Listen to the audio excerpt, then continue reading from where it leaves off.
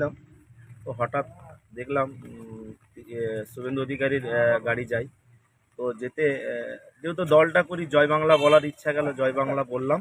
জয় বাংলা বলতে উনি গাড়ি থেকে তেড়ে নেমে আসে। দেখে মনে হলো ওনার ব্রেনের কোনো সমস্যা আছে। তো উনি নেমে আসার পরে তো ওনার গাড়িতে যারা আমাদের কেন্দ্র বাহিনী থাকে আর কিছু মনে হয় ঠ্যাঙাড়ে বানিয়েও গাড়িতে রেখেছে, যারা আমার উপরে চড়াও হয় বা মারধর করে। তো আমাকে জয় শ্রীরাম জোর করে বলানোর চেষ্টা করে বাংলায়। আমি শুধু ওনাকে একটাই বলি, বাংলায় থাকবো, বাংলায় জয় বাংলা বলবো না, এটা কি করে হতে পারে? তো উনি জয় বাংলা বলাতে ক্ষিপ্ত হওয়ার পরে আমায় বলে, বল জয় বাংলা। মাননীয় মুখ্যমন্ত্রীকে বলে, তোর খালাকে হারিয়েছি, তোরা রোহিঙ্গা না, তোরা পাকিস্তানের লোক, এসব বলে মমতা ব্যানার্জিকে কুচ্ছিকর মন্তব্য গালাগালি করে। তো আমি তার ধিক্কার জানিয়ে আমি জয় বাংলা ছাড়ি না। জয় বাংলা একবার নয়, কয়েকশোবার বলেছি।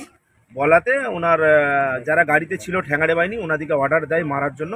তো আমায় ফেলে পিচ রাস্তায় ফেলে জয় বাংলা বলাতে উনি আমায় মারধর করে। তো শুভেন্দু অধিকারীকে জানতে চাই জয় বাংলায় ওনার কিসের এত এনার্জি।